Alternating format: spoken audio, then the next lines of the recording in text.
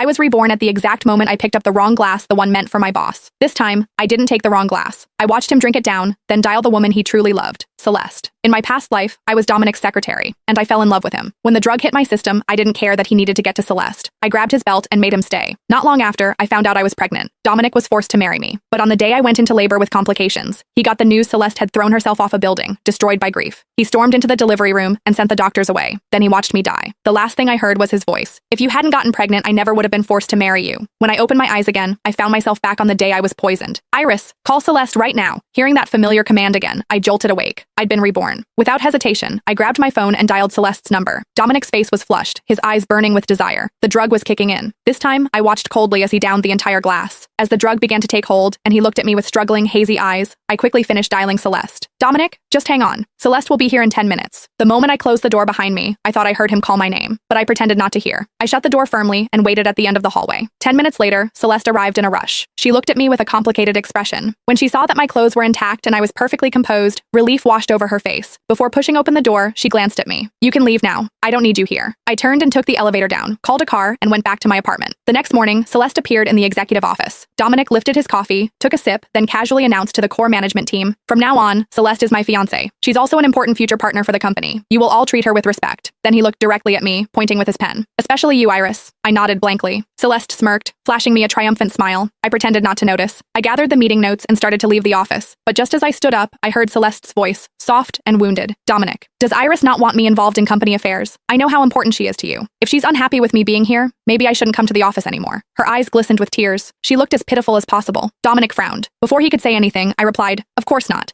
But if you're not satisfied with me, I'll make sure to stay out of your sight from now on." Without waiting for Dominic's reaction, I walked straight back to my office. Half an hour later, my office door swung open, and there he was, Dominic, staring at me with dark, stormy eyes. Instinctively, I wanted to close the door. I didn't want to deal with him, but Dominic blocked it with his arm, frowning as he looked at me. "Are you avoiding me? Why?" He leaned in closer, studying my face. "Are you upset? Because of Celeste?" I quickly shook my head. "No, I'm happy for you. You and Celeste finally get to be together." His eyes flickered with something unreadable. He seemed dissatisfied with my answer. "Is that the truth? Or are you just being passive-aggressive?" Then he scoffed. "Iris, don't tell me you still haven't gotten over me. 3 years ago at the company party, you kissed me when you were drunk. You think I didn't notice? The smartest thing you ever did was never confess. Because if you had, I would have laughed in your face. Laughed at how pathetic and delusional you are." He chuckled to himself, then walked over to my desk and yanked open the bottom drawer. He grabbed a thick stack of printed journal pages and scattered them across the floor, stepping on them. He leaned down close to my ear, his voice low. "I came here to tell you something. Yesterday, when I drank that wine, I saw the look in your eyes. You wanted to be the one to help me, didn't you? Thank God you didn't. Because if you had, I would have been disgusted for the rest of my life. You're not worth it." My heart clenched painfully. Even though I decided not to love him in this life, hearing those cruel words still hurt. After warning me to stay away from him and not make Celeste uncomfortable,